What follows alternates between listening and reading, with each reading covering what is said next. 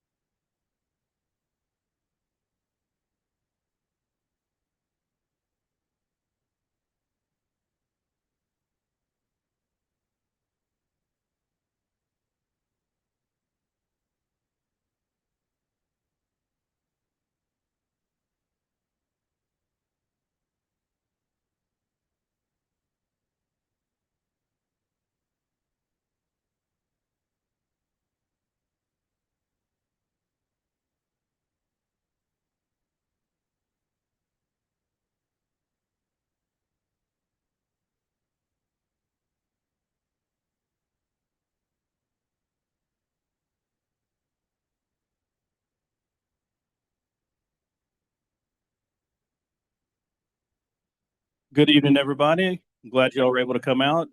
For those of you that don't know, I am Mayor Rick Hilton for the great city of LaPorte. I'm going to give you some ground rules for the meeting this evening, and it should go really, really smooth. This is going to be a question and answers. We're not going to have any speeches. We're not going to have any advocacy. These are questions to be asked to Troy Harrison, who's the city manager for Shore Acres. We have Corby Alexander. He's the city manager for LaPorte. We have Lee Woodward. She is our city secretary. LaPorte. All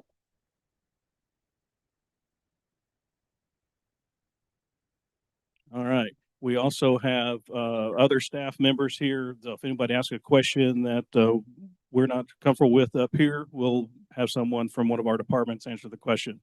We also have Ed Ybarra, who is the new city secretary for Shore Acres. He's here. We will start around here. We have Jay Martin. He's our councilman for District 5. He's here. We have Brandon Lunsford. He is our at-large A. He'll be here tonight. We got Robbie McLaren, who is District 6. We have Judge Bratton. You snuck in on me. So we have our judge here. We have Johnny Morales. He is part of our Emergency Operations Center and keeps us all safe. We have Chief of Police Scott Pulick, Assistant City Manager Matt Dahmer, and then District 4 Councilman Robert Guerra. So we're going to do it. Just if you just want to simply come in up here to the microphone, ask a question, we're going to just answer them. So who's got the first questions?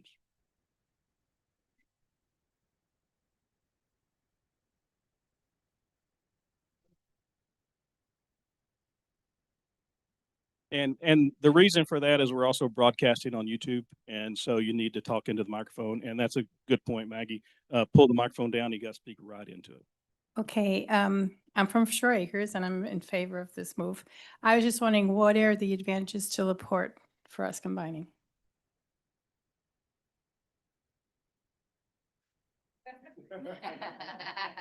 No. I did. You gonna answer it?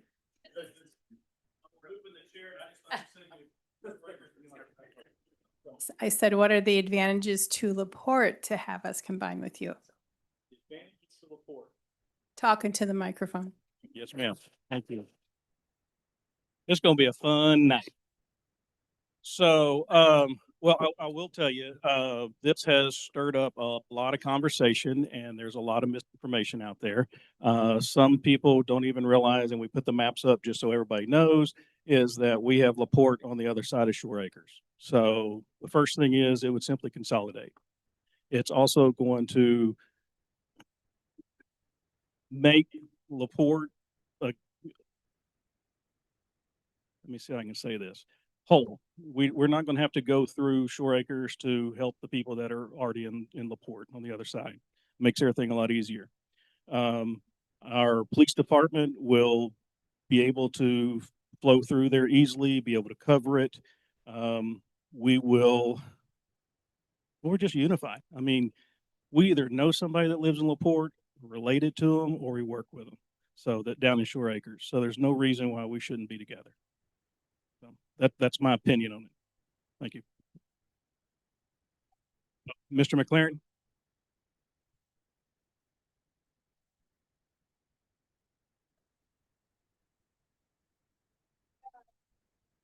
One of the other things that we discussed is not necessarily what is, for our benefit is if we don't take over Shore Acres, it'll turn into a county. So the county will be, have all the jurisdiction and everything over there as far as like, I guess, police, ambulance, all that good stuff. And then people will be able to shoot fireworks. It's not in the city, it's in the county. There's a lot of different things that they'll be able to do there, or Shore Acres people will be able to do, or people coming into Shore Acres and do, and there's nothing you can do about it.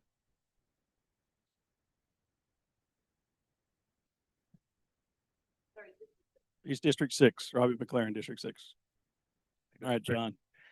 So I'm John Gray. I'm the president of the HOA down in Bay Colony. I've got several questions. One of them is the tax increase.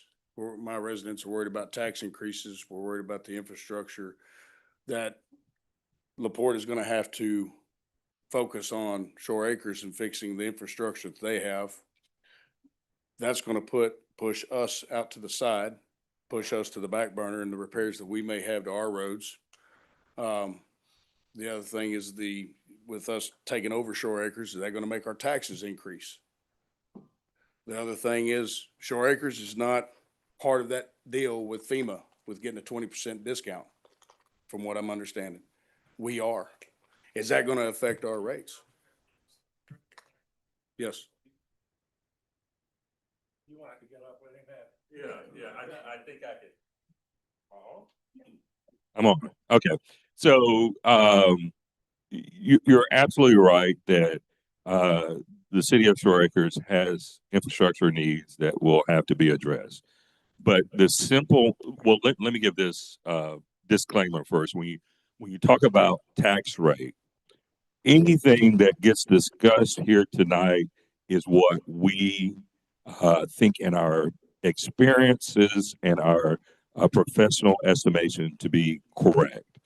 But a big portion of your tax bill is your evaluation. That's a huge portion of what you're going to pay in taxes. That is set by HCAT. We don't have that data. So the information we're sharing with you tonight will be based on previous trends and what we would anticipate would happen with values. There is a remote possibility that the values don't come back the way they normally would come back, which is a little with some appreciation, and that would make the assumptions that we talk about tonight null and void. Don't think that's going to happen, but I have to put that disclaimer out there. So the question about tax rate, at this point, we would not anticipate a tax rate increase to Laporte residents. Based on the data that we have so far, it's going to be our responsibility, our task, our goal to figure out how we meet the needs of the new community, the expanded community, without an impacted tax rate. And right now, our best estimate is we can do that. Yes, sir. So just real quick to follow up real quick. First, we have 3 council members too. I'd like to introduce Johnny Hills over here, Paul Greason's back here, and Wes Bell's here. So we have 3, and I appreciate those guys coming tonight. So who? Oh, she sure is. Our Mayor Pro Tem is here too. Did not see her.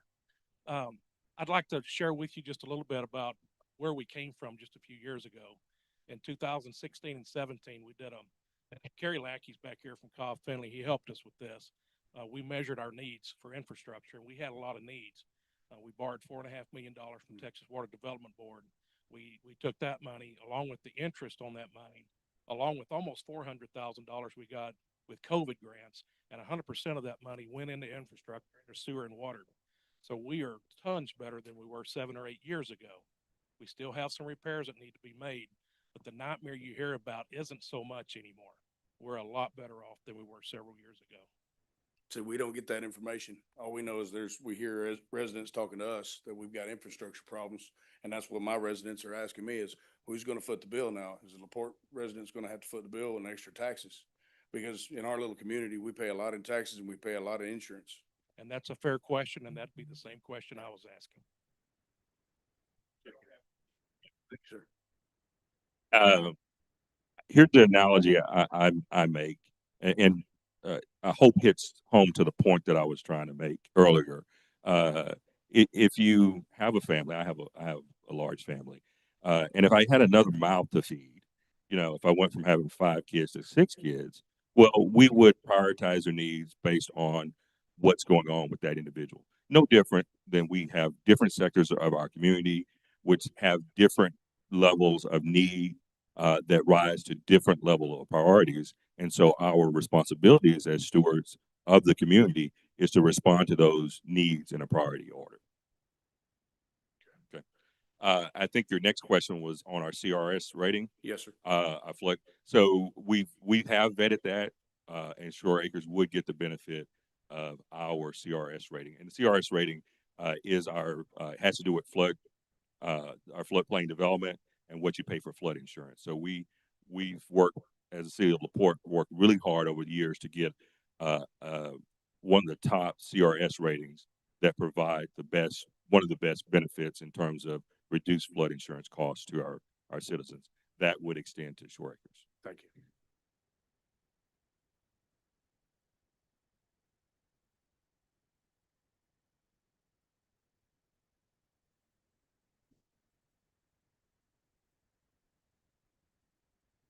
Hello, I'm Greg Bernstein.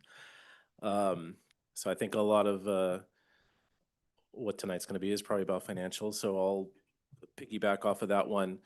One of my concerns is there's going to be a lot of infrastructure, repairs, drainage. Every home's going to need a new water meter. How is this going to affect the current water rates? Is a yes vote going to be a yes for higher water bills? That's a very good question. And we're still vetting that. At this point, we're not anticipating a water rate increase, but we'll have to look at that because you're right. We're looking at every meter's got to be replaced. It's got to be installed. So that's a significant cost that has to happen from day one. One of the positive things for the city of LaPorte is we've been able to manage and carry a pretty decent fund balance. And so we'd have to figure out how we structure that without the goal would be obviously not to pass any costs along to residents unless absolutely necessary. At least that's what I feel like my task is. Thank you.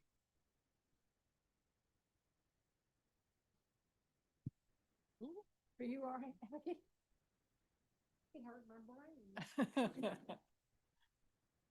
I have 2 questions. The first one is, I know that our budgeting process starts towards the end of April, is that right? And this would happen soon enough that things that would need to be taken into account could be taken into the budget process for the next year, so that things that needed to be done wouldn't have to wait another year and a half, right? Correct. Okay.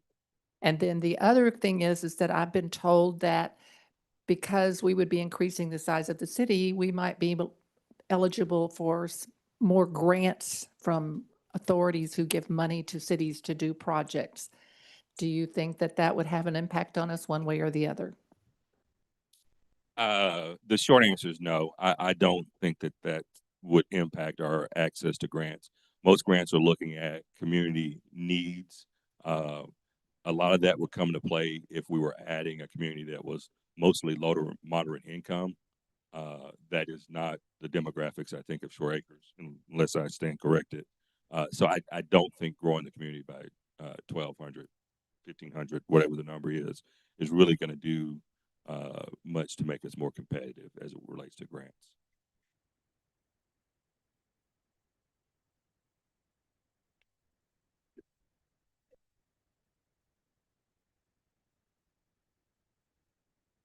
My name's David Durani. I'm a resident of Shore Acres. Part of this is this is our problem, and I'm curious as to why it is not a problem for the city of LaPorte, and that would be 3 years of audits that we do not have at present done. I have heard, whether that's a true heard or not, that it is not important to this process and not necessary. And people on our side have said it's not necessary unless we don't pass this thing.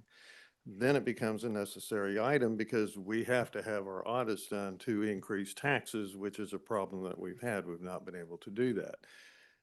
As a citizen of either community, I would be curious as to how you would look at the fact that the audits haven't been done, kind of like not being able to look under the hood before you buy the car. I don't see that personally is a thing I would want to try and pass on to my taxpayers. And I'm speaking as a Shore Acre person. Can you enlighten me? I apologize. So the question is, The question is, there are 3 years in Shore Acres budgets that have not had outside audits done. And so because they're not done by an outside auditor for years 23, 24, and 25, we can't do a tax increase. The state passed regulation that does not allow that. I have heard, and I've just heard, that it's not important to this process, that this process can go forward without those audits being done. I guess they're about 20,000 a pop, 25,000 a pop. But my question is, did I hear that correctly from somebody that actually knows? Or are you interested in finding out what's under the hood? Because I sure would. And as a taxpayer of either LaPorte and Shore Acres, I'm like, why would you accept that? all right. So I'm going to answer that as straightforwardly as I can, and that is to say that the process doesn't hinge on financial odds. So the process as we've gotten here, or the point of the process that we're in now is an election, and that election will take place whether they are current on their audits or they've got their 5 years in arrears and not having the audits performed. If the question is it better for us to have that data? Well, yeah. I mean, so we don't have necessarily information on depreciations and fixed assets and those things that would be covered in the annual financial report that we do. But at the same time, we don't have the luxury of having that data. And so what will be most important, and because I'm not going to say that's not important, because obviously it's very important to the extent possible to have your annual financial report performed and reviewed. If the consolidation was going to take place, really at some point, I believe the biggest concern is going to be cash on hand. And so we'll need access to bank accounts and those sort of things to figure out what sort of assets that we have that would ultimately be transferred. So maybe that's a long-winded way of saying, yeah, the audit would be great. Certainly wish we had the data. We don't, and that's just where we are now. Thank you. And I'd like to respond, to try to explain this too. And I'll tell you folks, like I tell people all the time, I'm never the smartest guy in the room. I just manage to get things done the best I can. I fill a lot of roles and do the best we can. But that being said, we have to hire outside, folks to help us with our financials. We do not have the city staff to do that. We never have. We don't enjoy, having a bunch of people that sit in the office and do these things. So we, trusted an outside firm to come in and do bookkeeping for us. But what happened was somebody went back into a year that had already been closed out in 2022 and made a small adjustment. It wasn't very much money, but made a small adjustment. And when they did that, that messed up the next year's books. While we were trying to fix those two, we couldn't do the next year's. And we were always that far away. I kept being told, we're so close, we're so close. And until we finally fired that company and hired somebody else, now our books are caught up, they're up to date, they're ready for the audits, but we can't get into an auditor to the auditor that's agreed to do all 3 years until May. So we're kind of in a dead space here. It was a simple thing that turned into a something that I don't want to say it's blown out of proportion, because our residents have every right to ask that question and to get answers. But it wasn't anything nefarious. It wasn't anything. It was just a mistake that somebody did. I don't know why it's done. I couldn't tell you, but that's what happened. Thank you. And I'm sorry, come on. But I do want to clarify, that where we are now, because of the petitions that were circulated and in both communities, we, by law, both communities will have the election, and the voters will have to decide consolidation or no consolidation in May. Did I miss anything? All right, thank you. Yes, ma'am. No, it's not the Corby Show. Hi. No, that's okay. Two questions. One, you talked about the change in the FEMA rating for flood insurance. What does that look like from a practical standpoint? Like, what's the delta? So you get you're 15%. We're 25, so it's roughly 10% difference. Okay. But in terms of what you would say. Okay. And then my second question is what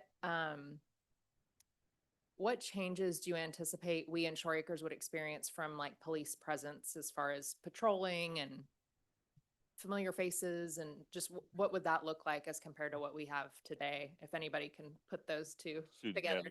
I will tell you what I think we're prepared to do, and I don't mean to sidestep that at all. But I'm not as well acquainted with the level of service you're getting from police now. But from our perspective, our city is divided into patrol districts, and each officer is expected to patrol their district throughout their shift. This, if consolidation happens, it would be added to that closest patrol district, and it would just become part of our regular patrol in that particular district. How big is the district? The district is. You look like you know. He does. He does. Either he'll come to. Just circle it over there.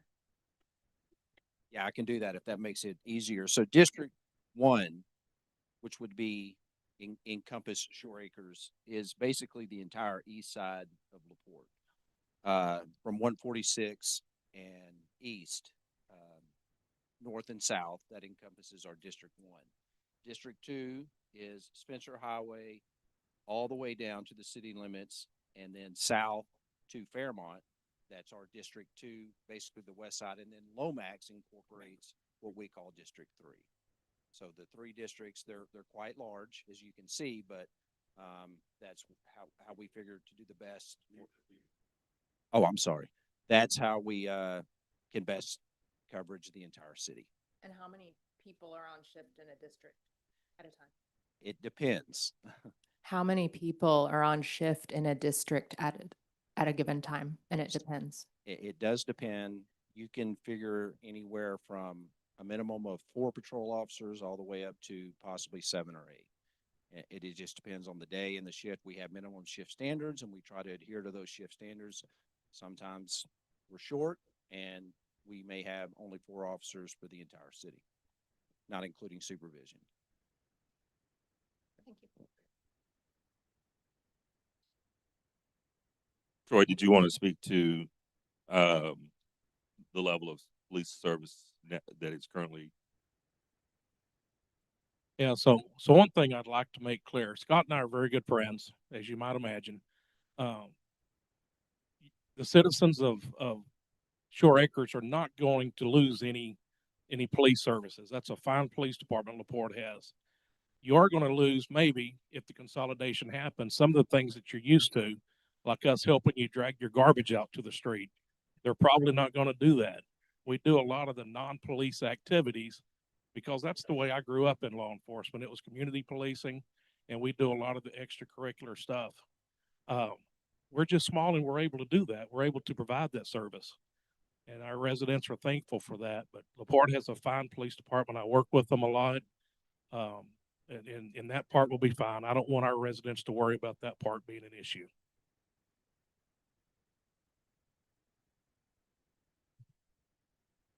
I have a few questions. I live in LaPorte, and my question is for Shore Acres. You said you don't have the accounts done for the last 3 years. Could you at least tell us whether or not you were a deficit for the last 3 years? So the last several years, if this is what you're asking, if I misunderstood you, please correct me. Revenue versus, But we've what- come in under budget for the last many, many years.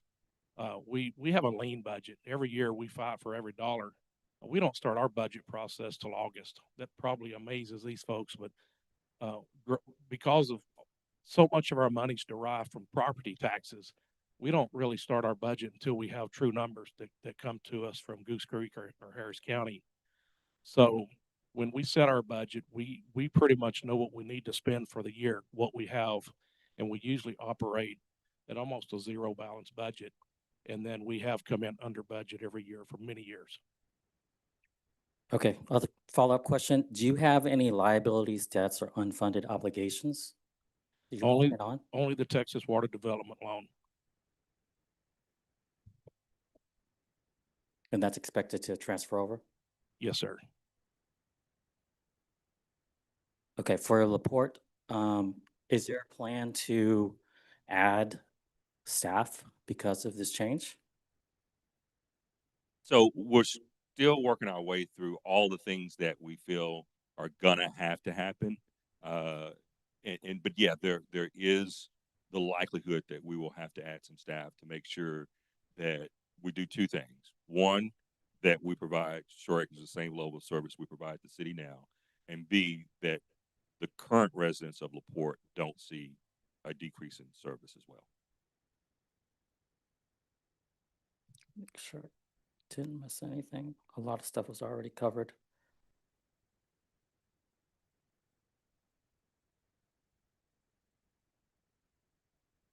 Okay, thank you. All right, thank you.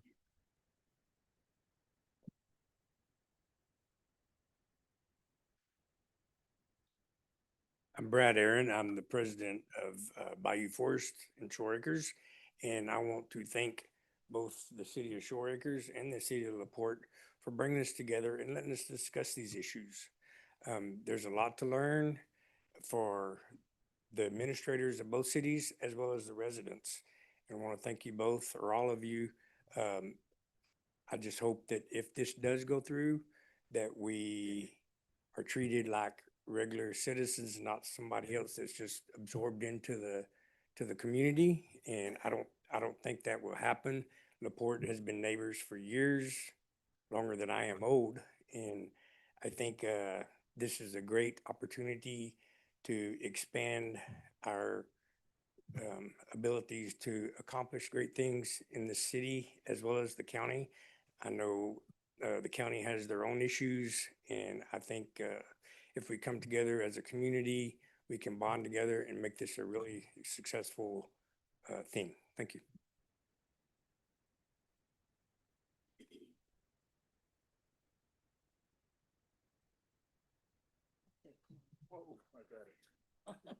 Hi, my name is Ray Yellig, and I'm a citizen of LaPorte, and I heard two options. One is we merge, and the other is that Shore Acres no longer a city and becomes part of the county. Why is that there are only two options? When this, because in my mind, that's not the only two options. And so when we had this first conversation with council, because the conversations were started, at least in my mind, and maybe only in my mind, there are more options. One, there's obviously consolidation where we come together, we become one city. Uh, the second option would be that Shore Acres dissolves, in which case I think would be a little difficult because you got a water utility that would have to, somebody would have to take that over. You don't get to walk away from a water utility. So I don't really know how that would work. And then thirdly, that Shore Acres could, in that case, dissolve and obviously become unincorporated Harris County. That could happen. The third thing is that if consolidation fails, then Shore Acres retains its status as a city and does whatever as a community they feel is necessary to maintain their status as an independent community.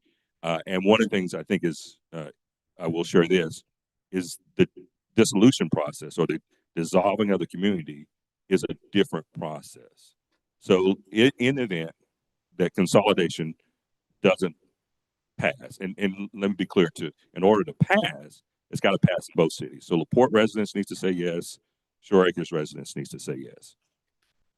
If one of those organizations does not say yes, then consolidation doesn't happen. And then we go back to things as they are today.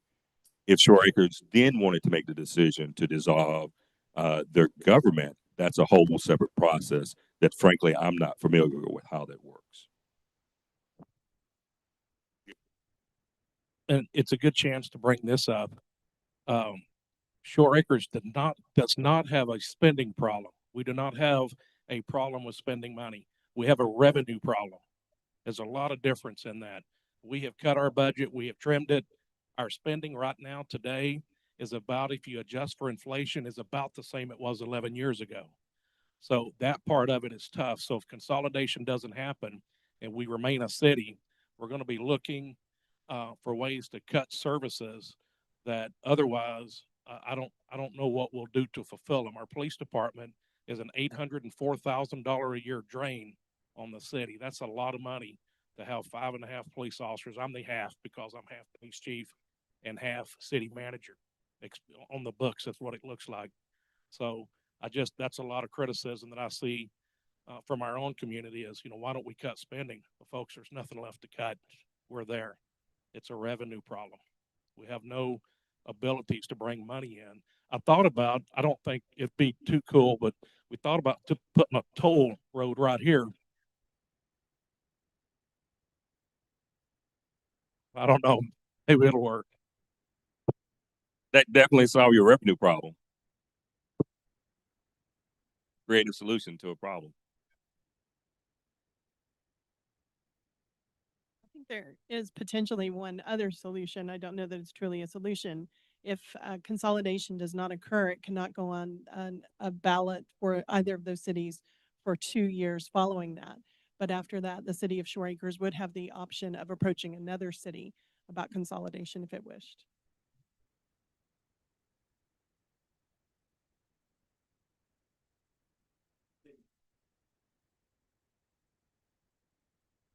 So LaPorte's your only option is what you're saying? I've got to weigh in on that one. I've already heard rumors that if Shore Acres does not get consumed by LaPorte, Pasadena is already looking at it. I'm sorry. So I've already been approached by folks that if Shore Acres is not consumed into LaPorte, Pasadena is already looking at Shore Acres. And if that happens, that's going to grab my community, which we do not want to be part of Pasadena. Again, I'm not the smartest guy in this room, but I've been told by folks have looked into this that the only way it can consolidate is with another city that touches land with us. And Pasadena does not touch land with us. That's what we have been told. The Maritime Center sits in, as I understand it, unincorporated Harris County, but the Pasadena Industrial District is not the city of Pasadena. So we don't touch. So I don't think that's possible. So, And so we don't extend to Choke Road? no, sir. Okay. And I have not talked to anybody from the city of Pasadena. I talked to those folks a lot, but that subject's never been broached. Okay. Thank you. Yes, sir. You are correct about contiguity in chapter 61 of the local government code.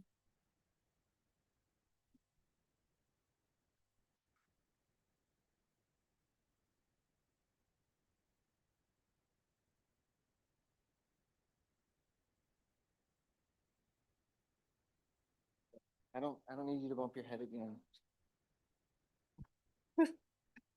Nathan Bennett, resident of Shore Acres. I have talked to Corbin before on this, but it hasn't been asked in here. And it's a concern that we've heard from residents is being part of LaPorte, that residents would lose a voice or identity or some say in the community. So I think it should be brought up on how Shore Acres residents would be represented locally or heard, or how they could stay in touch and involved in different ways from becoming Small Shore Acres to a district of LaPorte. Amen. So I think one of the answers was up front is come to the council meetings. But I will say this: the best answer I have for that is just like any other neighborhood that's part of LaPorte, you would have certainly the right to attend council meetings, to come talk to your elected officials, come talk to your staff members. We have an open door policy. We talk to any and everybody that's part of the community, and sometimes folks who aren't. If there's an issue that we need to address, we try to address it and work collaboratively with folks to do that. We're also a community that has a number of boards and commissions, and we're always looking for folks to serve on those boards and commissions. So, and as a resident, some of those commissions you're required to be a resident. Some you don't necessarily have to be a resident, but there are a lot of opportunities to participate in the operations of local government. Do you want to talk about the election that she does? You know, I love to talk about elections. But I guess the first thing is, are there any questions about the election? Nobody else wants to talk about elections. You want to go into that? Okay. So let's talk about elections. We have something sort of interesting that will occur if consolidation occurs. So if the voters in LaPorte and Shore Acres go to the polls for early voting and on election day on May 2nd, and they both choose for consolidation, each city will then within 11 days after the election, Johnny, put that down, conduct a process called canvassing, and that makes those results official. The moment that both cities have canvassed, the consolidation occurs. It is complete, and it happens. What then happens is we find that the addition of all of the individuals who live in Shore Acres now make District 5, Councilperson Martin's district, a little bit off balance in terms of numbers with the other city districts. And then that leads to a process of redistricting. Redistricting doesn't have to happen immediately. I'm not an attorney. This is not legal advice. Redistricting doesn't happen immediately, doesn't have to happen immediately, but it would be a good idea. And so the council would begin to take a look at restructuring the districts of the city. If the council then redistricted and redrew those lines on the next uniform election date, that happens in May and November in Texas, all 9 council positions would be on the ballot. They would be on the ballot in a way that they would maintain their staggered length of terms. It wouldn't change that because that's part of the city charter.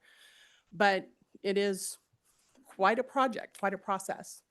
And so the City Council of LaPorte has received some advice on that. They've considered that a little bit, and that would be some decisions that they would have to make after consolidation. Would they want to redistrict? How quickly would they want to redistrict? And then that would affect whether we would end up putting all 9 council positions on a November ballot run by Harris County with all of the other races that Harris County has in Novembers, or in a May election where it's primarily local elections that we can hold just the way that we hold our elections now with our own equipment and our own polling locations. They love that one. So, anything else? Yes, ma'am. Can you come up here, please? And all of your appointments were approved last night at council. Okay, so would that include the at-large positions too with redistricting? All 9 of them? Okay, thank you very much. And I don't know, while I'm up here, I grew up in Shore Acres. I'm a Bulldog. It's all LaPorte. I bleed orange. I think the Shore Acres people do too. It was my original home, and I think we should all be together. Thank you.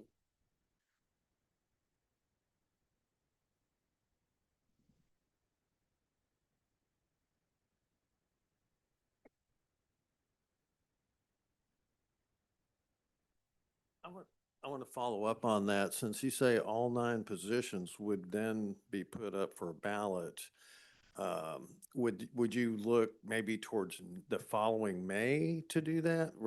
Obviously it can't happen this May, and if you can't necessarily get it together for November, so I would assume May of 2027.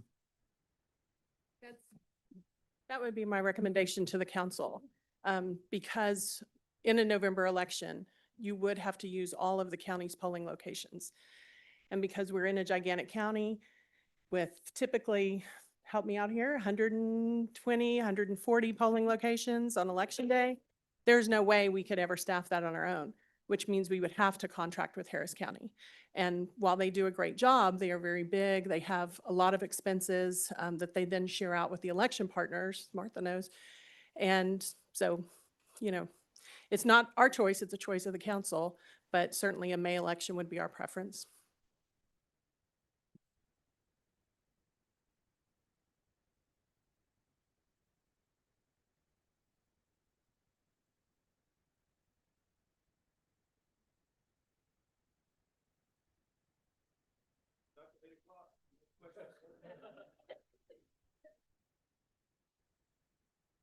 Travis Barnett, resident of LaPorte. I know talking to my friends in Shore Acres, one of the biggest concerns was, and I didn't know the answer, and neither did they, but how is Shell Beach, Shore Acres Pier, Miramar, people fishing on the rocks, how is that patrolled right now? And if it becomes LaPorte, how is that? I mean, is it like I know they had the Shore Acres Pier at one time, but is that gonna be, anybody can park on Miramar and fish the rocks and go to the Shore Acres Pier and swim at Shell Beach?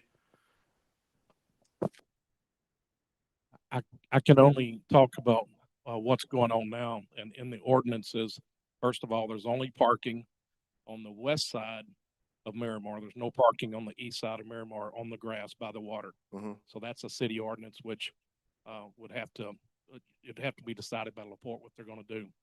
Shell Beach has been declared a non-fishing spot. We have it roped off or cabled off, and it closes at dusk. So that's another ordinance. That's another area that we've just determined that for ourselves. It'd be up to LaPorte. As far as the rest of it, Miramar is considered a park, so the park rules fall into place.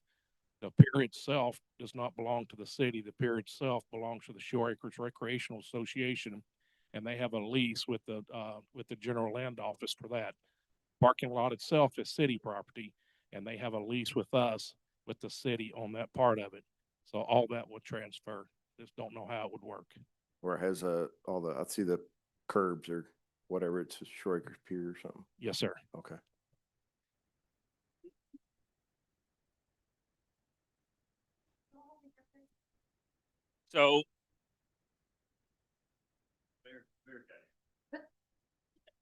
So right now it's a park and it's a lease. We honor the parks and we honor the lease. And it doesn't change. I don't know anybody on council that wants it to change. So if there's agreements in place, we'll honor those agreements, and they come up for renegotiation, we renegotiate at the time. but the parks stay parks and then they follow into whatever our park guidelines are. I think our parks are open to the public and I'm sure Miramar Park is open to the public as well. Don't know about the parking on the west side versus east side, but we can figure that out. So yeah, that's been a very popular question about the parks, about your Heron Parks, Circle Park, Miramar. They all stay parks. We're not changing any of that. There's no reason to change what's already working.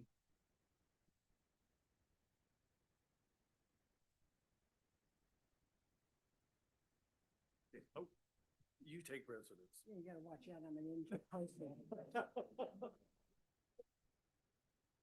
I'm not sure y'all can answer this, but I think it's something that people need to think about. If the county takes over or another city takes over, does this affect the LaPorte ISD schools? Because now it becomes Pasadena. Does that affect them? And I don't know that y'all can answer, but I think somebody needs to look at this. Well, yeah. So I'll answer that by saying I think we're to the conclusion that no other city could be part of the consolidation because no other city touches the boundary of Shore Acres. So I don't think that there's any thought or fear or concern that Pasadena Shore Acres could ever become a part of Pasadena. In terms of the school district, I don't see a impact. Their own agency, I mean, their own governmental body with their own jurisdiction, their own. So I don't know how that they're.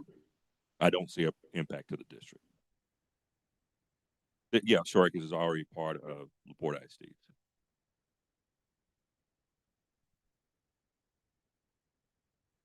Don't sit down. Well, it's up. It was a Okay, David Durante again, Shore Acres resident, and I live across the street from Miramar Park, and that is a concern of mine.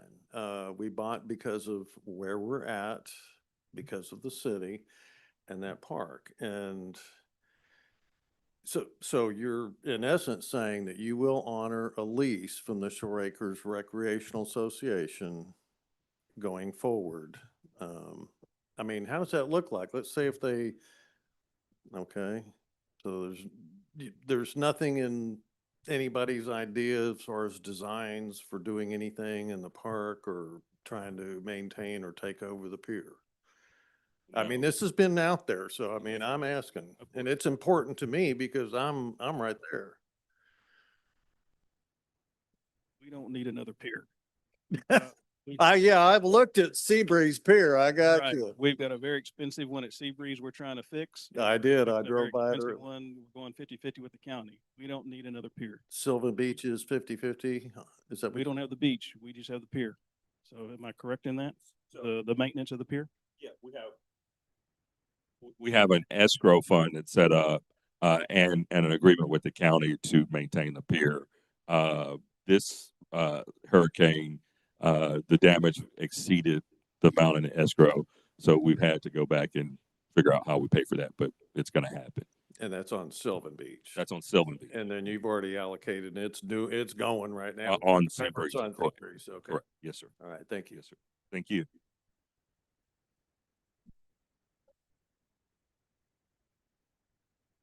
I think our LaPorte residents are more interested in getting the resident fee instead of paying the non-resident fee to use the pier. So it'll probably help out a lot.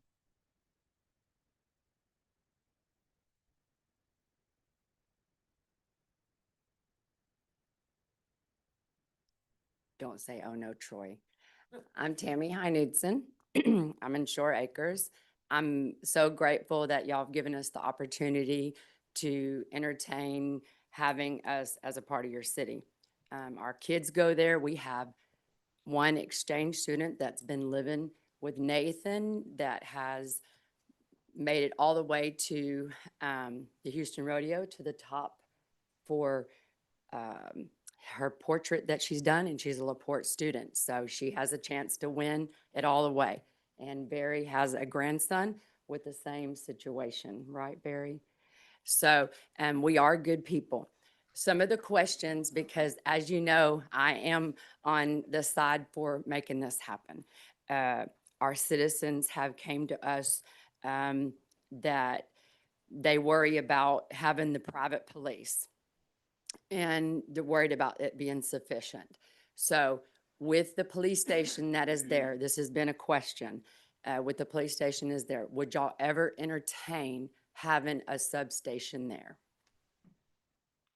I have a couple of questions. I'm gonna stay here for a second. Okay, all right. So, not in a position to say never. Okay. Is this good? Not in a position to say never, but as we sit here today, we don't have any plans of placing a substation there. Would there ever be a way that y'all would consider hiring Troy so he could still run some police officers for training for y'all? Because everybody loves Troy. Would y'all be entertained to hire him to let him run all the rookies through Shore Acres? So, just to be clear, we love Troy too. Y'all do.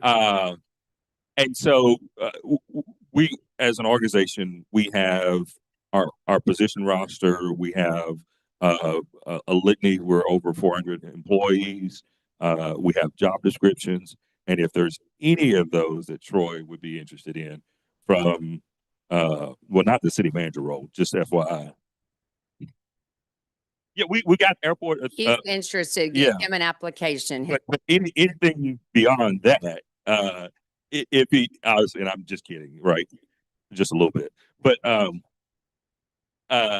you know, we would certainly entertain the option. I certainly don't want to speak for Troy and what his long-term plans are, but he's certainly a talented guy, and if there was something that fit his needs, and we would allow him to engage the process like we would anybody else. So it's a family, Shore Acres is a family unit. I called it the Margaritaville, but no, anyway, so they're a family. And this is the biggest concern is that they're losing things, right?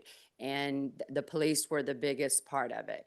And the unity being private. So we will still be considered a neighborhood, right?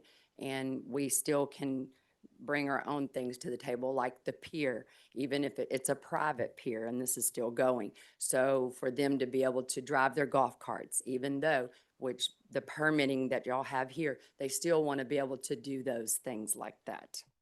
So, if I could say this, Sure. because golf carts are a thing in our community, but there is a permitting process, and just like all of our codes and all of our ordinances, our expectation would be that those are enforced throughout the community. So if Shore Acres becomes a neighborhood within the city of LaPorte, our golf cart registration, compliance, all those things would still be an expectation.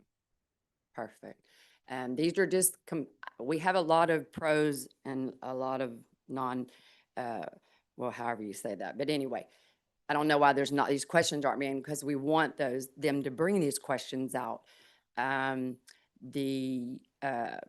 We have had code enforcement, but as you know, with the situation with the finances, and not that we have financial issues, we can sustain ourselves, but for any catastrophic things, we cannot go out for luxury to put park benches out if we wanted to. My thing with that is the code enforcement. We have code enforcement, but we don't have them there. We have ordinance that are in place, and their biggest thing is we want to be able to keep our boats parked in our driveway, not to have fees. But we have an ordinance now that says you shouldn't be able, but we don't have enough bandwidth or manpower to make that happen. So they're worried, well, now we have to go out and pay for a storage fee. We might as well just take on the taxes. These are just concerns of the citizens. And my way is put your boat in a storage, because you weren't supposed to have it here to begin with. You owe us back 20 years of fees. You know, that's just but anyway, so. I think the question in there is, My group knows me that I'll so talk that. I think the way I want to respond to that is that just like we talked about insurance ratings and all of those, whatever codes we have in place would remain in place. We have restrictions on yard parking in the grass. your grass, the height of your grass, the things that can be exterior storage and early garbage out, all those things that are part of our code would still be part of our code. And I will say this, we've have more dedicated resources for code enforcement activities. And so we are from the top down pushing for a more proactive approach to code enforcement. So yeah, so there would probably be our goal would be to enforce the codes that are there. Okay. And so one more thing, I'll try. I'm saying this just because it's a battle that we struggle, you know, when it's hearsay versus factuals now that you can see. When there are rules put into place, everybody must follow them. We have a peer in its charge. Will we be able to go to the gym now without paying this big fee? The city of LaPorte's gym? Absolutely. Absolutely. Okay. You will get the resident fee. Thank you. Right. Right. That all of our residents enjoy for their, Right. yeah. I'll let you come fish with my pass. Okay. Thank you. I'd like to address something. You mentioned something about keeping the identity. Shore Acres, can you hear me now? Okay. Shore Acres will still be Shore Acres. You can look at Lomax. I mean, we consolidated with Lomax in the 80s, am I right? And it's still Lomax, and they're fierce about still being Lomax. So I don't think anything will change for Shore Acres. You'll still be able to be, there you go. Yeah, Lomax, there you go. All right. My question goes into code enforcement. So how many code enforcement officers are there for the city of LaPorte? So I'm going to answer that question. There are currently 3 code enforcement positions. That is what they do all day, every day. We have more, I think Curtis and Richard are licensed code enforcement officers that can do code enforcement activity in a pinch or when somebody's out or we got something that comes up. So we have 5 code enforcement officers that are employed by the city. We have 3 folks for whom that is their job every day. Okay. 2 residential, one's focuses on commercial. 2 residential, 1 commercial? Correct. I guess my question about this, because there's been this thing with the boats and all this stuff in our community, but I've driven your community and I've driven District 5 pretty carefully. And then going to Seabreeze Park tonight, I just picked a street on the way from El Ranchero to come to here. And I'm wondering what the process is because it looked like a tremendous amount of code violations, particularly right adjacent to Shore Acres. Everybody's concerned about us going county, that's a last resort. It looks like there's a lot of code enforcement that needs to be done. I mean, there's not something that we're lacking in Shore Acres either, but there's a lot. So, well, that's it. That's it. Okay. All right. So obviously code enforcement is always, I don't care what community you're in, it's a difficult thing. You talked a little bit about the process. Because code enforcement is not something that people, hi Judge, she's going to email me when I say this. Code enforcement is not something for which we take people to jail for. So the process is if we note a violation, we send you a notice, we get you in the court, and at the end of the process, hopefully you pay a fine. But you don't necessarily, doesn't mean the actual violation goes away. So it can be rinse, wash, and repeat. So I just say that to say when you see issues that are reoccurring, it doesn't mean that we haven't committed staff time to addressing those issues. It just means the issue hasn't gone away. We may be very well working the process, but the process doesn't always lead to the resolution that we seek and hope for. But in terms of resources that we have available, one of the things I did want to point out that we implemented very recently is we have a volunteer group that helps us do some after hour stuff. So a lot of our code enforcement violations will happen after 5 and on weekends. And so we're flexing our people's time to allow them to work after 5 and on weekends so that they can note violations. For instance, my neighbor for some time had a really, really junky trailer, but it only showed up after 5, and by 8 o'clock it was gone because it was their, they were using it for work. But anyway, so now we're better able to catch some of those violations because we're flexing schedules to allow our officers in the street to observe those violations. Additionally, we have volunteers, as I mentioned, that are helping. They're serving as an extra set of eyes to go out in the community, take note of violations, and then come back and bring it to our officers to address those complaints. I think you hit your limit, sir. Yeah.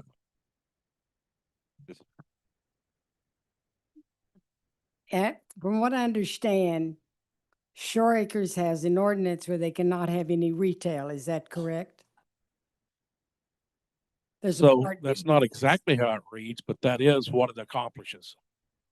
Shore Acres has an ordinance that states, and it's in the building code, that the only thing that can be on a piece of property is a single family residence.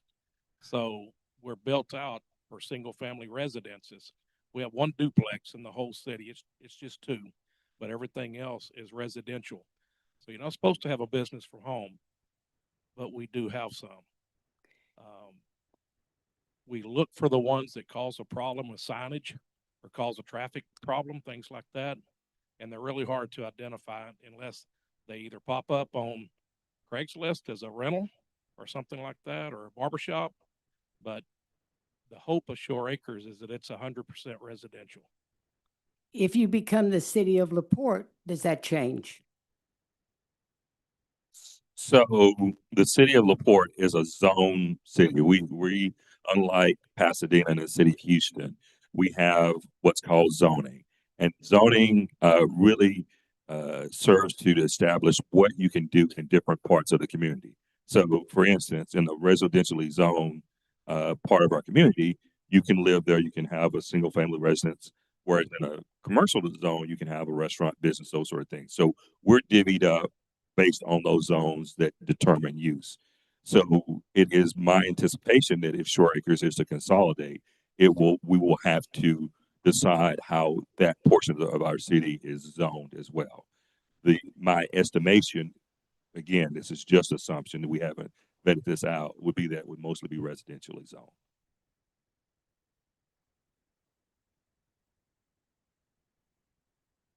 Sorry to be a bug. I've had a few people from Shore Acres reach out to me and ask me about the boats and the trailers and things like that. In our neighborhood, we have it passed that you can have a boat, a trailer in your driveway. As long as it's tagged, licensed, it's ready to go. It's not holding a bunch of junk. They've asked me if people can form HOAs in Shore Acres. You should be able to, but could they incorporate that, the HOA in their little area, whatever, to pass that in their bylaws? That way they can keep their trailers. So I'm gonna tag Ryan in on this because I see him. He's actually going through the code now. But certainly there would be nothing that would preclude developing an HOA. Don't really know how that process works, but association. Well, anyway, I think the question was, could that happen? And the answer is yes, I believe that happens. But what it doesn't do is we're still going to enforce our code. And so let's say, for instance, the HOA says it's all right to park in your grass, where our code says that you can't. We're still going to come by and enforce that. And I didn't examine the code to see exactly what it says about storing boats, but my anticipation is it's you're not going to be able to store boats on grass either. Okay.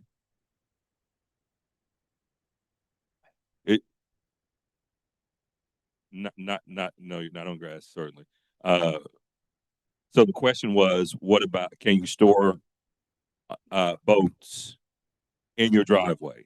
and Ryan is searching feverishly for the answer. So if you give me just a little, if you give him just a little more time, we will get you an answer to that one. It's okay. All right. We're not dodging. We want to get you the truth.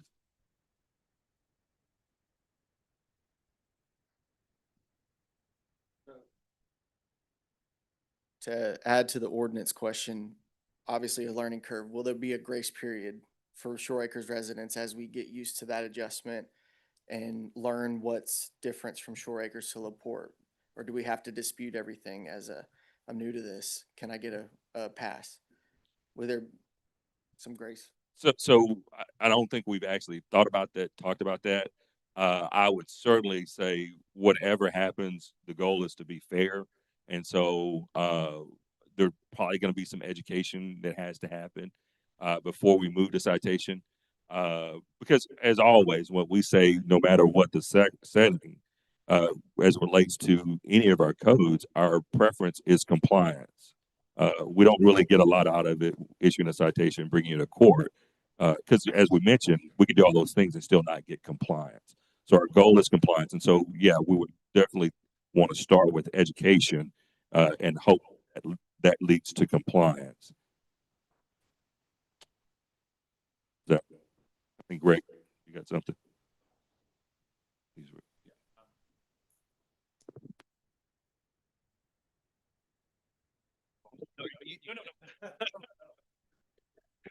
So at LaPorte, boats and RVs are generally going to be regulated by an HOA.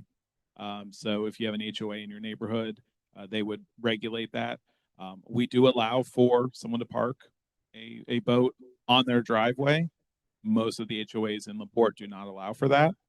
Again, it has to be on the driveway. You cannot park on your grass or anything like that.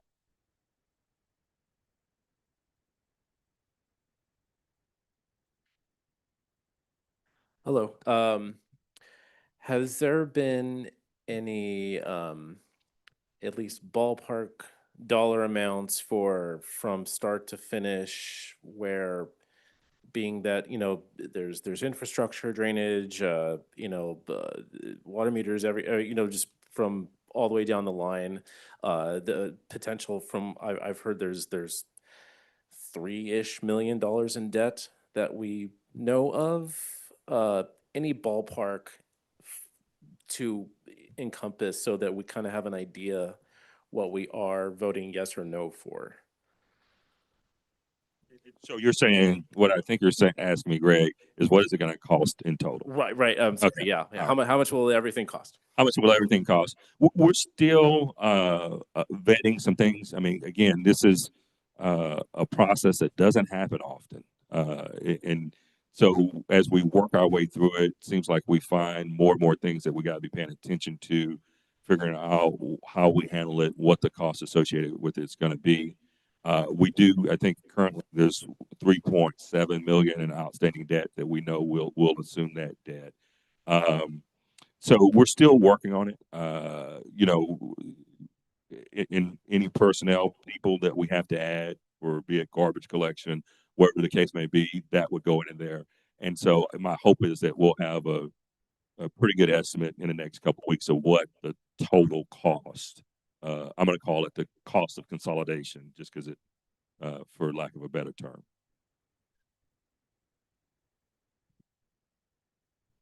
I'd also like to point out that Corby ran the numbers and did a good presentation to council. And after consolidation, considering our lower tax rate, we're still going to be bringing in 1.2, is that right, in revenue? So it's not like Shore Acres, we're going to get them and then there's no more revenue. We're having to pay for everything as a city of LaPorte. Shore Acres is going to pay for itself, tune of 1.2 if Harris County doesn't increase appraisals, which we know never happens.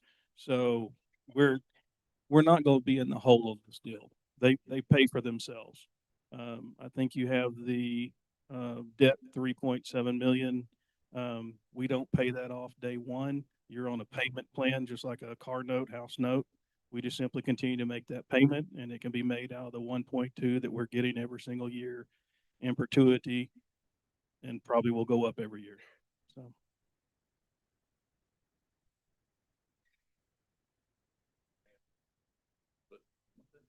I think so. My question is, Jeff Tippett from LaPorte, is how would this affect our bond rating, if any at all? That is a good question. Can I take this opportunity to brag a little bit?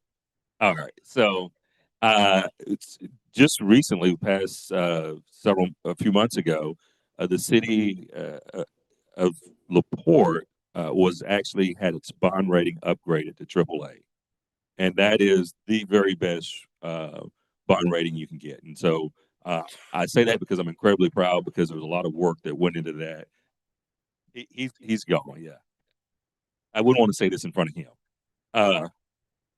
Anyway, so but said that obviously because a lot of work that went into establishing that bond rating, getting upgraded, because it's really not an easy thing to get accomplished. That was one of the first questions we ask is if we take on additional debt, is there the potential that would impact our bond rating? We had a conversation with our financial advisor who helped us through the re-rating process, and we don't anticipate that this would impact our rating. What this will impact is our debt capacity. And so debt capacity is what we measure, is how much debt can we go out in the open market and borrow without coming to the taxpayers and saying, we need to up your tax rate. And so obviously if we use 3.7 of that because we absorb Shore Acres debt, then our debt capacity will diminish by 3.7 million.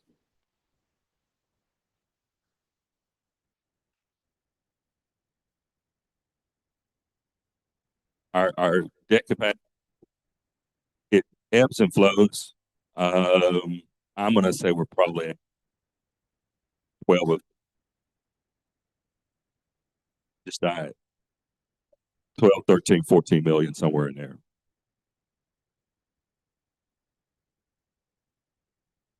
No, our current, I wish that, no, our current debt is much more. Our total outstanding debt is much more than that. It is what 12 or 13 is my best guess right now off the cuff of what we could go borrow without asking taxpayers for more money. Okay, I may have been sleeping at some point during this thing. So from what I just heard you say, LaPorte pays a lower property tax rate than Shore Acres does. So does Shore Acres then adopt the LaPorte rate, or are we gonna stay at the rate we are? Because the mobile home I moved into 11 years ago is now, praised as a mansion. So, So, yes. So your tax bill, there's obviously two very important components of your tax bill. One's your value. What is your home worth? And that is a number that is set by HCAD. The other piece that our elected officials set is your rate. And so, yes, if Shore Acres were to become a part of LaPorte, the LaPorte rate of 71 cents per $100 of valuation would be what you would pay based on your value.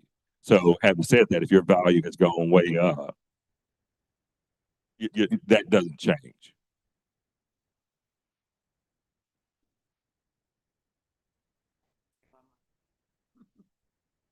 Barry, don't tell me to sit down. So let's talk about our water bill now runs like $98. And I heard LaPorte is probably like $35 to $36, right? Correct? 39 what? Can we consolidate today? There's only two people taking a bath in my house and it's $99. In the beginning, when 24 years ago, when I moved into Shore Acres, it was lower. And I think just from what's going on. One thing I appreciate that you at least let the city of LaPorte know that we are taking care of everything now, right? Troy, would you say? We are financially stable to take care of our bills. It's about what if the storm comes rolling through here. We don't have that extra cushion to handle those kind of things, like bigger things or wishes that we want. And that's what, it's not like we're some city that is so poor that we don't bring anything to the table. Would you agree? In principle, I agree. We don't even have a good tractor right now. So to try to clear debris from the roadways requires 7 gallons of hydraulic fluid. So everything we do is a Band-Aid, and it's been that way for a while. And I know that working with the current council and Mayor Pro Tem, that's one of the things that we've discussed is, you know, how do we keep the city moving? How do we keep? And thankfully, Johnny, he's still here. Johnny helps me a lot with emergency management. He's one of the wisest guys in emergency management I know. But if we have a big storm, I am concerned. I'm concerned about me because being the city manager, the police chief, and the emergency management coordinator, and the public works director for all practical terms, I can't work 28 hours a day. That concerns me, and that's just an honest answer. So what we do right now as the city, we pick and choose what's most important to do because it's just not in abundance. We don't have, they say, we'll put a Papados up or put this business up. We don't have the land to be able to put those kind of facilities up. And so we do not have an extra balance there like what LaPorte has or Morgan's Point has. If they wanted to share the wealth, it would be perfect. But in the real world, this has been a continual thing for years. They tried to consolidate years before for the same exact things. From the articles that I've read, we're at the same. We can't go any further. They're trying to come up with ideas. We got 200 golf carts, charge $100, and we'll have 20,000. Would that cover the motor that just burnt up to go into the plumbing that burnt up twice within a couple of weeks? Yeah, those pumps are expensive. We burned up a $13,000 pump last week. It was 2 weeks old. It was a surge from center point, which I can't control. It's something out of my control, but that is the concerns that we have. It's the things I think about every day. I think since Ed's been in the office, I bug him all the time, say, hey, let me run this by you. I got this choice for this. What do you think? And he usually says, man, I'm proud I'm not you. Right. I'm proud I don't have to decide this, but it's constantly trying to rob Peter to pay Paul at this point. Right now, the city's operating. We're paying our bills. We're not behind on any bills. In fact, we pay our bills fast. We pay them the same week they come in. Right. But it's the future that's concerning. So we're basically on hospice. Oh, about that. But Well, that's what Barry says. But no, seriously, thank y'all.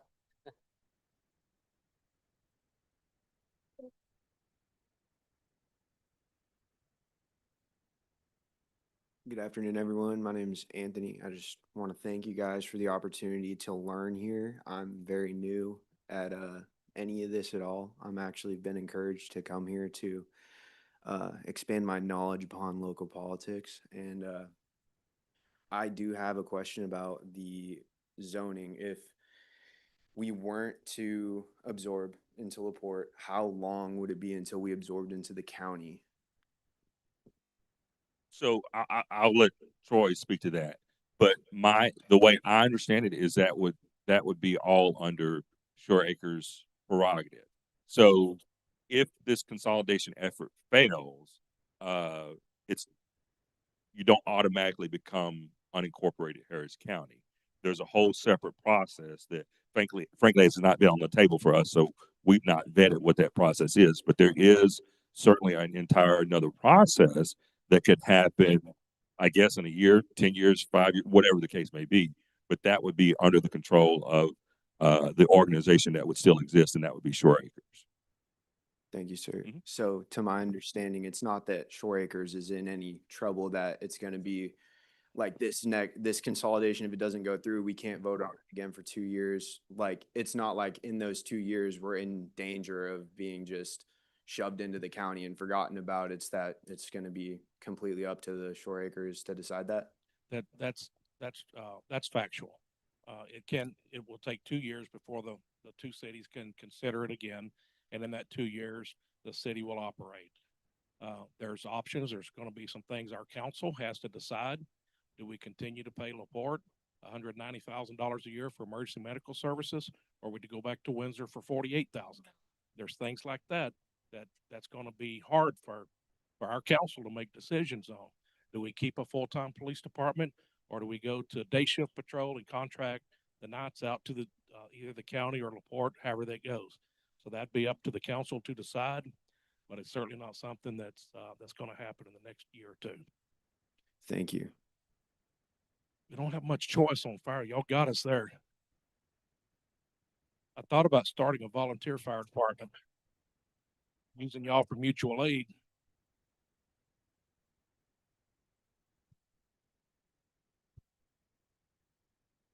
I mean, that is a realistic option, and obviously we would, yeah. We don't have a fire truck. Oh.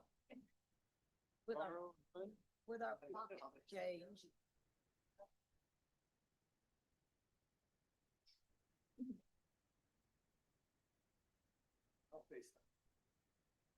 Got quiet, so I'm gonna fill the silence. There's two things that are going through my head right now. This feels like it's a joining of two families. And I know there's a lot of emotions in the room. My first question is this, and I'm just gonna go logistics wise. Voting. Is there have to be a specific turnout to get it passed? So basically, everyone in this room could decide. Because that's, if you look at the population, this is not LaPorte and Shore Acres represented. Yeah, there is no minimum turnout. So if 2 people came to vote in LaPorte and 2 people came to vote in Shore Acres, 2 people could. Okay, that's something to think about. But that's not likely. I understand how voting works, so just wanted to be clear, there might have been a rule on a special election, so. The other thing is this. I did not go to the council meeting for Shore Acres because I don't live there, but I understand that last October, there was a council meeting, is that correct? Okay, from the council meeting, I read that the budget for 25-26 was gapped by the reserves. Can you confirm that? That's correct. Okay, can you let us know how much is left? Because my understanding, what I read is 20 years ago it was 3 million, and you're about a fifth of it now. Yeah, I don't know that 20 years ago it was 3 million. I haven't. Just looked going at based that on my phone. there. Yeah, I know. And there's a lot of stuff out there that I don't think is true. I don't think Shore Acres has ever been rich. I think we've had better reserves than we do currently, due to many things. We had 2 major sewer leaks last year. I remember out 180,000 to fix one, 150 to fix the second one. That's money that wasn't in the budget. We have no capital improvement budgets. We have no capital items in our budget this year. We didn't have it last year, the year before, the year before. So with that being said, when we look at our budget, we normally try to set the budget at whatever the income is. We set the expenditures at the revenue. Last year, we had a lot going on. We'd had a mayor that just resigned. I had just resigned and then came back and then tried to quit again and then come back. So there was a lot going on. So the easiest thing for council to do, and thankfully, Johnny Hill put together a spreadsheet, and he did a really good job of explaining to our residents what we were going to do for 1 year. For 1 year, it was decided, well, at the time, for 1 year, that we were going to borrow from reserves instead of raising taxes because there were so many questions about what was going on with the city. So we did borrow from reserves last year. It wasn't a whole lot. It was how much? 103,000. And right now, when I gave my report to council last night, we're about 1.5 or 1.6 thousand in cash right now.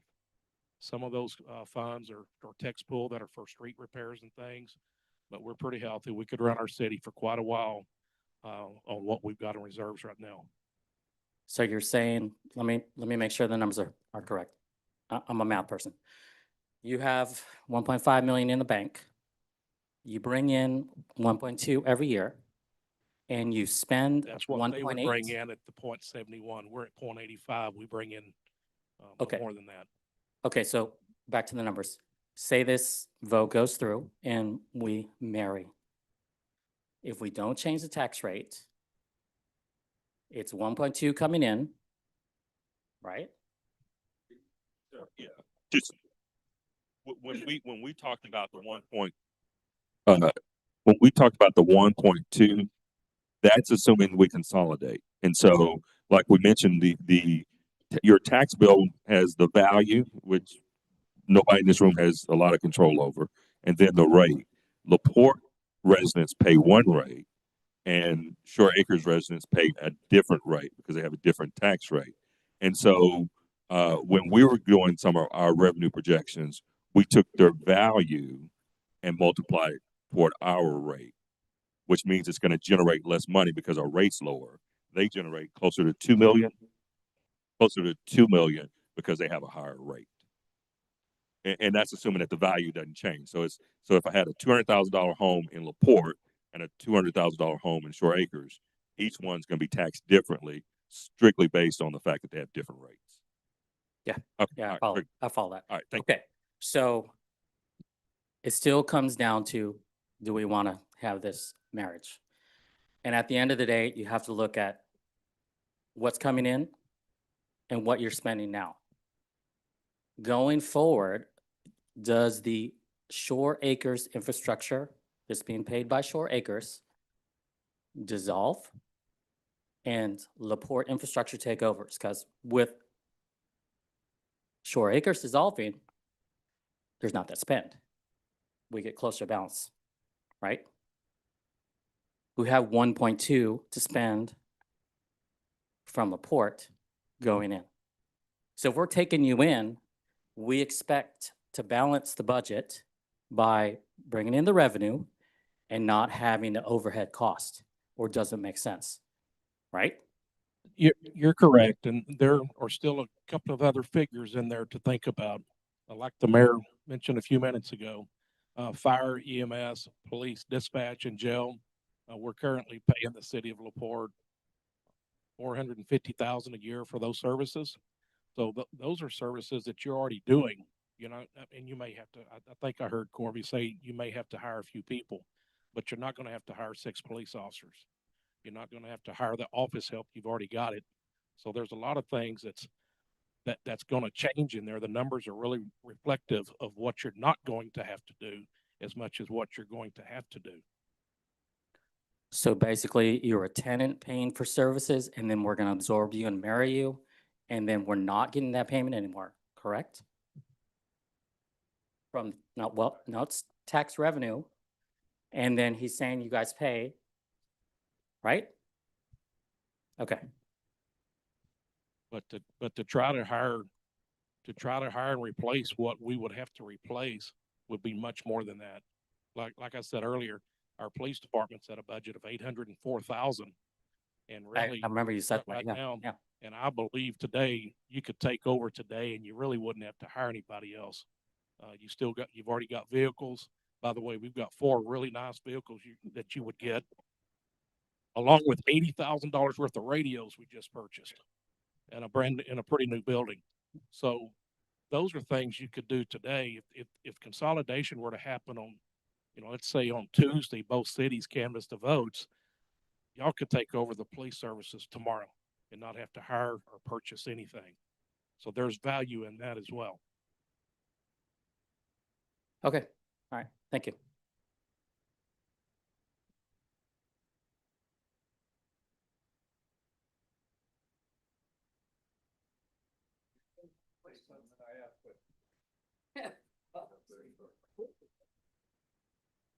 There are no speeches here, but I do want to thank you as the person that is leading this effort. You guys have made it really easy. And I think it's good and it's great that you put on the first town hall meeting, because we have one on March the 3rd. So we'll have good information for that. But it's been a pleasure working with all of you guys. But I do have a question for you. So I noticed you're building a $30 million city hall building. And I want to make sure, is it big enough to take on the additional Shore Acres. It is going to be ready in June. That's- Come on. It's like 50 million or 30? Okay, so yeah, so just for the sake of clarity, it is not quite $30 million. We'll have an update to council at our next meeting about where we are in the project. So if you want to know more about that project, please come out and join us for our next council meeting. You're more than welcome.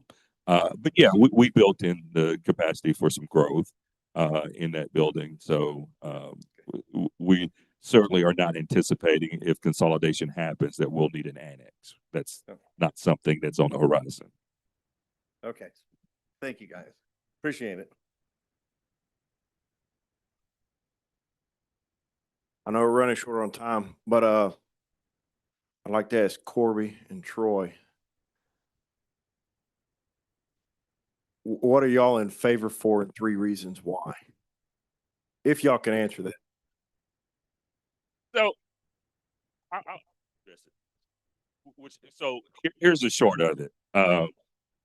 Troy and I, we have some ethical obligations, and that is to serve all parts of the community equally, regardless of how they feel on any particular issue that has become politically charged.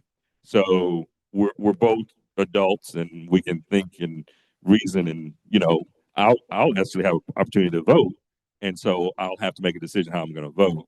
But it is woefully inappropriate for me to share that with this group. So I apologize, I can't answer that. Sir, did you have something?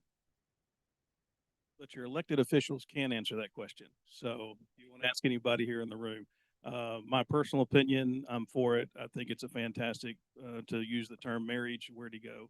The guys talking about marriage. Yeah, it's a perfect blend. We're already friends and neighbors and relatives, so there's no reason why we should be separated by a city line. I'd like to reiterate too, Shore Acres is going to pay for itself.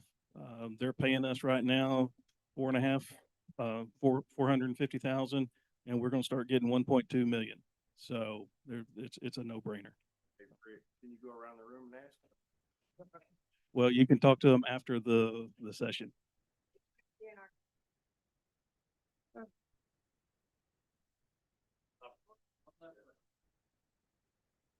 Oh yes.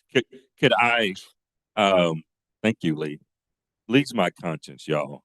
She keeps me on the straight and narrow. I couldn't do life. I couldn't do this job without her. So, but one of the things that is important, I think, for us folks who are bureaucrats and work in local government is to be transparent and above board and to make sure that we play by the rules. And one of those rules is no city resources are going to be used to advocate for or against this or any other measure.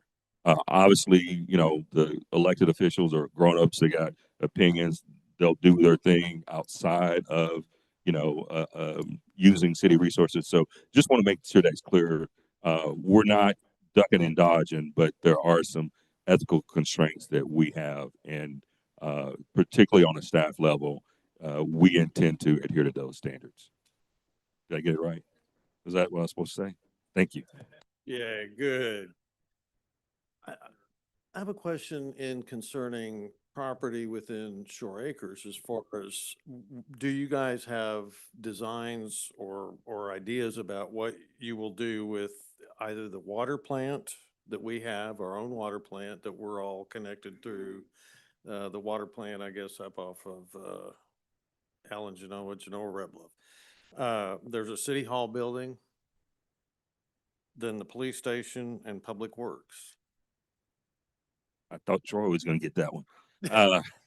So the short answer is some of the infrastructure. I mean, again, if consolidation takes place, we will have responsibility for the infrastructure. So those components that we'll evaluate and we'll have to operate the system, right? But the actual building, city hall, the police station, I think that question came up a little bit ago. We have no intended uses for, or no identified uses for.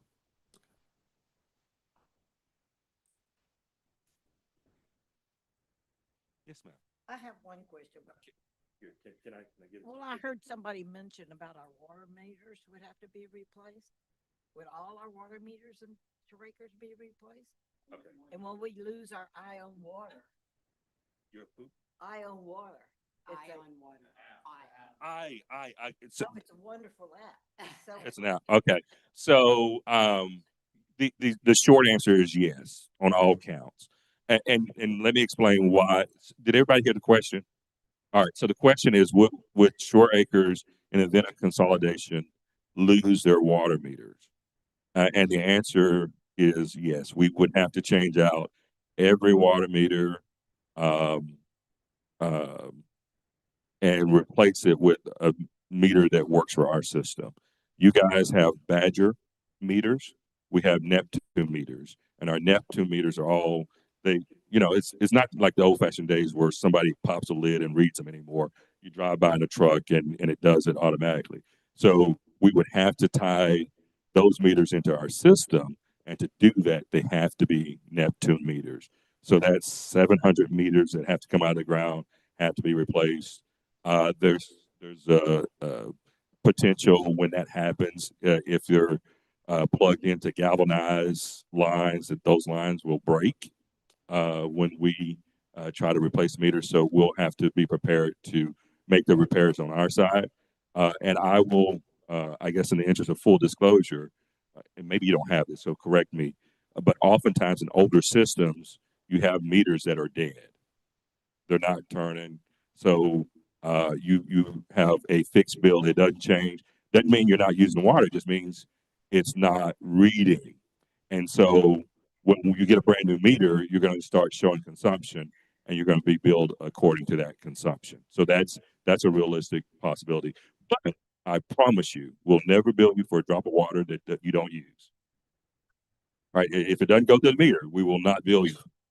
And I also wanted to point out part of the difference between it's really a difficult comparison to compare our water rates and sewer rates to your rates, because your minimum bill is 4,000 gallons, I believe, 2,000 gallons. Our minimum bill is 4,000 gallons, I think. There's a difference, and I apologize. I had it in my presentation, but I don't have my presentation with me. So, but those are things that you have to factor in when you look at your bill, is how much water you're actually getting for that minimum bill of $39. And in that case, our minimum bill also includes your garbage bill. And I'm assuming your water bill includes your garbage bill. So those are all things that we have to look at as well. Any questions? Can,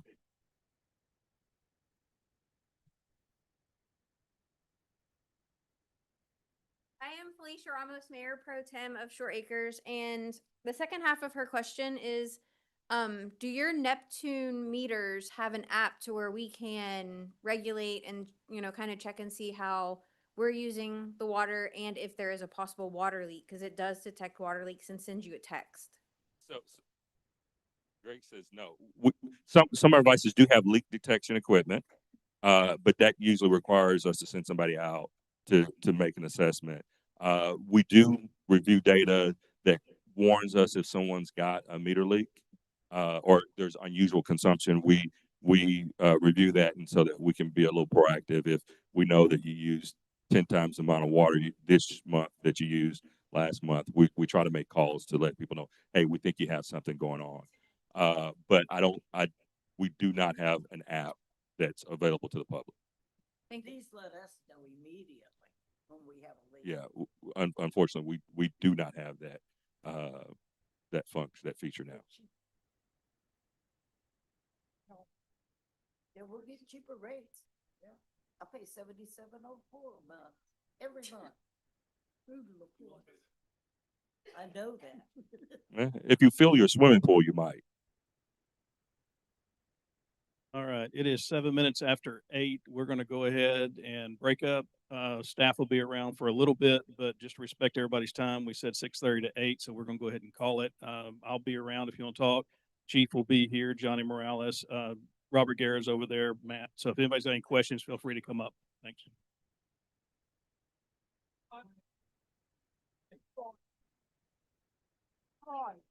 I need a picture of you two together.